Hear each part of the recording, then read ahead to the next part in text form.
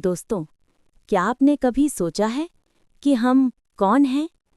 क्या हम ये शरीर हैं, या ये मन है, या फिर कुछ और हैं? शरीर नश्वर है, मन चंचल है, भाव बदलते रहते हैं, लेकिन एक तत्व ऐसा है जो अजर है, अमर है, जिसे मृत्यु छू भी नहीं सकती। वो तत्व है आत्मा, और यही आत्मा परमात्मा का ही अंश है। आज के इस प्रवचन में हम आत्मा और परमात्मा के रहस्यों को समझेंगे, उनका आपसी संबंध जानेंगे और ये भी देखेंगे कि जब आत्मा परमात्मा से जुड़ जाती है तो जीवन कैसे बदल जाता है। भाग 1। आत्मा क्या है? आत्मा का अर्थ है स्वयं, यानी वो चेतना जो इस शरीर को जीवित रखती है। जब आत्मा शरीर से निकल जाती है तो शरीर पंच तत्व में मिल जाता है। आत्मा अदृश्य है, लेकिन अनुभव योग्य है। गीता कहती है कि आत्मा कभी पैदा नहीं होती और कभी मरती नहीं है। आत्मा की विशेषताएं हैं, ये अविनाशी है, ये साक्षी है, ये शुद्ध चेतना है, और इसका स्वभाव है शांति, प्रेम और आनंद। भाग 2। परमात्मा क्या है? अब समझिए, परमात्मा क्या है? परमात्मा का अर्थ है सभी आत्माओं का परम स्वरूप। वो अनंत है, सर्वव्यापक है, सर्वशक्तिमान है। वेदों ने उसे कहा सच्चिदानंद, सत, चित, आनंद। जैसे सागर की हर बूंद पानी होती है, वैसे ही हर आत्मा परमात्मा का अंश है। उपनिषद कहता है कि 2 पक्षी एक ही वृक्ष पर बैठे हैं, एक फल खाता है, वो आत्मा है, दूसरा केवल देखता है, वो परमात्मा है। भाग 3। आत्मा और परमात्मा का संबंध।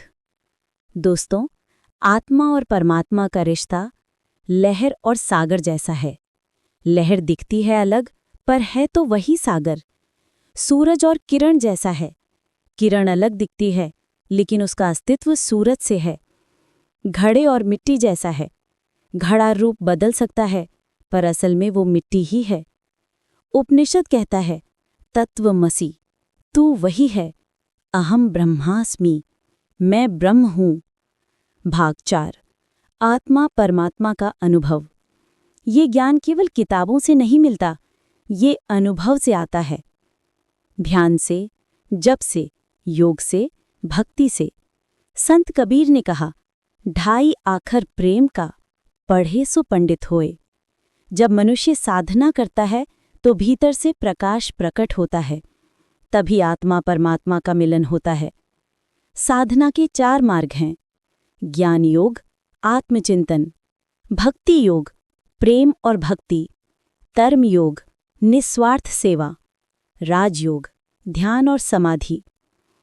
भाग 5। आत्मा को क्यों भूल जाते हैं? मनुष्य क्यों परमात्मा को भूल जाता है? कारण है मोह, माया, अहंकार और वासनाएं। जब इंसान केवल धन, सुख और इंद्रियों के पीछे भागता है तो आत्मा की आवाज दब जाती है। इसीलिए जीवन में दुख, डर और बेचैनी बढ़ जाती है। भाग 6। आत्मा और परमात्मा की एकता का लाभ। अब सुनिए, जब आत्मा परमात्मा से जुड़ती है तो क्या होता है? मृत्यु का भय मिट जाता है, जीवन में शांति आ जाती है, हर जीव में परमात्मा दिखाई देने लगता है। प्रेम और करुणा से हृदय भर जाता है, सुख दुख समान लगने लगते हैं। यही है सच्चा मोक्ष। निष्कर्ष।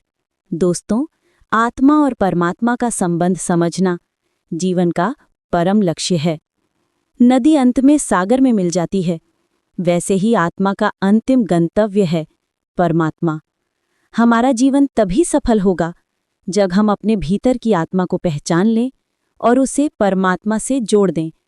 यही मुक्ति है, यही जीवन का सच्चा उद्देश्य है।